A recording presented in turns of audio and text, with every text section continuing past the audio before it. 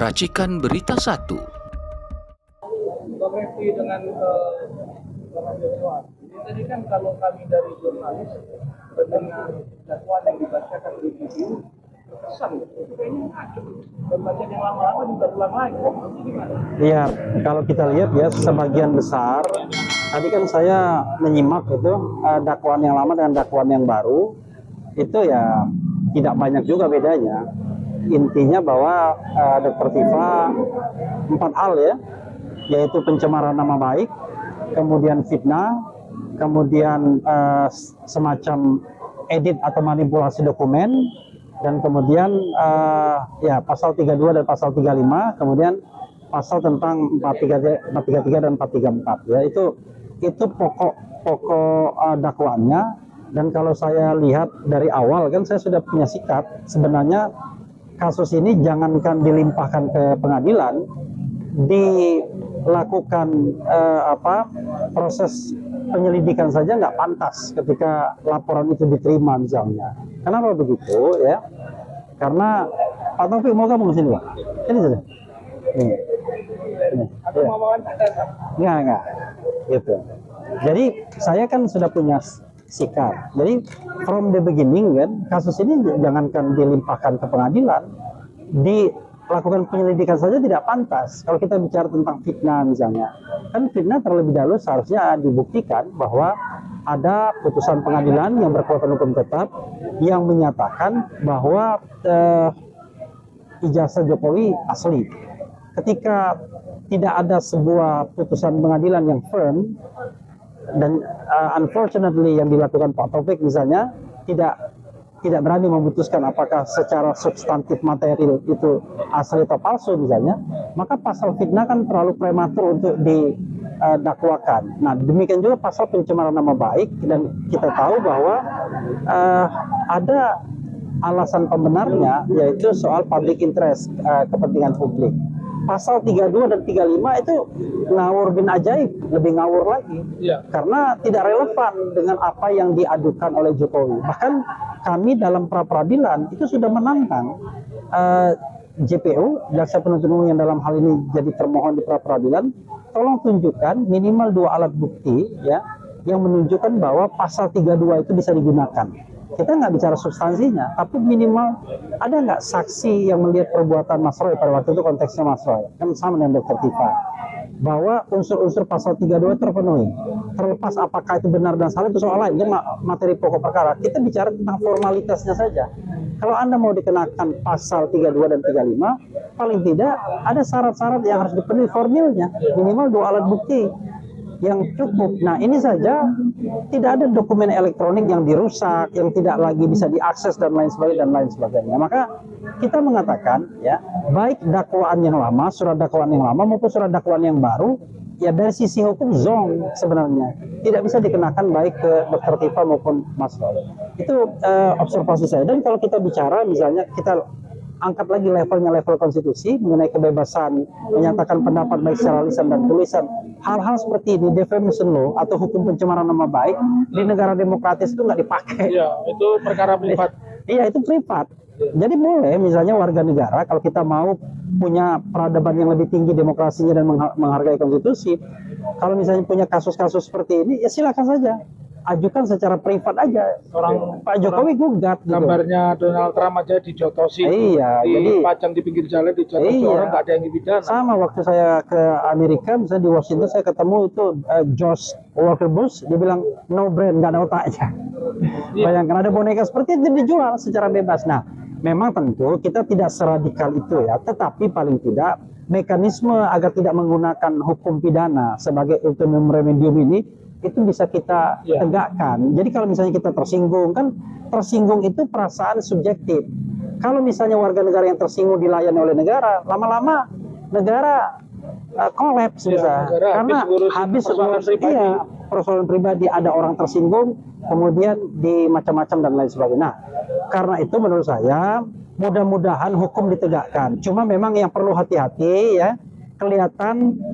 Saya melihat tuh, wah ini kayaknya Pak Jokowi mulai pede. Saya tidak tahu pedenya karena apa ya.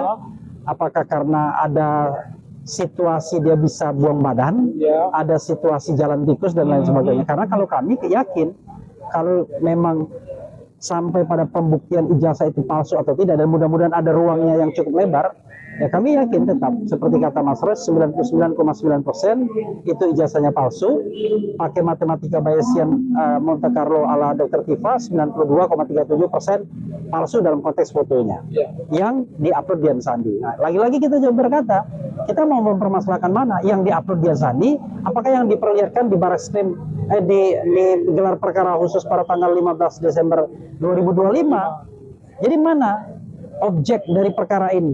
Ini juga menjadi pertanyaan yang harus konsisten. Pak Taufik mungkin bisa Kalau menambahkan, saya silakan. beda sama beliau ya. Ya. Bang Refli kan sudah sampai substansi, saya baru hukum acaranya saja. Apakah Itu kalian nggak yakin? beda, itu melengkapi. Apakah saya melengkapi ya? Ya. Apakah kalian yakin Pak Jokowi datang? Ya, karena sudah ada jurisprudensi apabila seorang pelapor yang tadi mengatakan di dalam negara barat itu penghinaan itu ruang privat ya. Dan saya sering mengatakan juga podcast sama beliau begitu. Jadi pertanyaan yang pertama, apakah kalian yakin Pak Jokowi hadir? Karena di dalam berkas berita acara pemeriksaan korban yang merasa dirugikan itu wajib hadir dan itu ada di berkas pertama tadi. Nah, lalu bagaimana konsekuensinya kalau orang yang merasa dihina sehina-hinanya, orang yang merasa direndahkan serendah-rendahnya, orang yang merasakan dipermalukan semalu-malunya nggak datang, itu otomatis hakim wajib mengembalikan berkas perkara ke jaksa. Apakah ada jurisprudensi? Ada, kasus Nikita Mirzani. Ya. Jadi Nikita Mirzani dilaporkan seorang laki-laki bernama Dito Mahendra secara patut sudah dipanggil oleh jaksa 2 kali untuk hadir sebagai korban untuk didengar keterangannya di mana unsur kerugiannya Anda dengan ucapan Nikita Mirzani, tetapi tidak kunjung datang. Dipanggil lagi dengan alasan di Singapura. Akhirnya hakim memutus berkas perkara jaksa atau dakwaan jaksa itu dikembalikan. Kalau saja di dalam perkara ini Pak Jokowi hadir, kami lebih siap. Karena kami ada 27 orang, nanti saya tidak akan tanya yang pertama. Saya tanya yang terakhir aja, biar teman-teman yang lebih muda itu tanya dulu namanya Bang Jack siapa, Bang Jack itu kakaknya di mana dan sebagainya, kenapa ada nama Bang Jack itu aja. Ya, tidak belum sampai kepada skripsinya mana. Nanti bingung itu. Orang kalau tidak pernah bikin skripsi, ditanya skripsi bingung. Jadi kembali pada teman-teman, saya melengkapi apa yang disampaikan oleh Bang Refli Harun ya, bahwa hukum acara kita ini asasnya due process of law dan perbedaan utama dengan KUHP lama ini anti pemidanaan ya. Oleh karenanya sebutannya ultimum remedium, maka disediakan pasal RJ ya, dan RJ pun sudah lebih tinggi derajatnya karena RJ nanti sama dengan putusan pengadilan. Jadi RJ yang sekarang ini tidak bisa dipraper, tidak bisa diperadilankan lagi, tidak bisa dituntut polisi, tuntut jaksa karena RJ yang baru nanti di depan persidangan.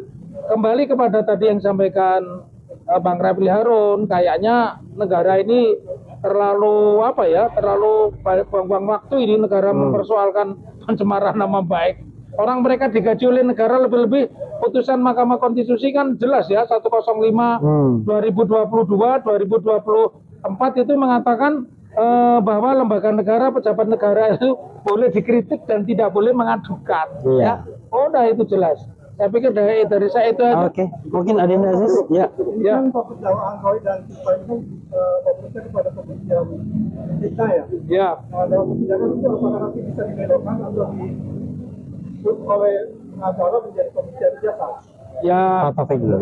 kita dasarnya dari berkas acara. Kalau dari awal kayaknya ini seperti yang dibilang Bang Refli mau diarahkan ke pasal yang bisa dipenjara, kan namanya lebih dari 5 tahun.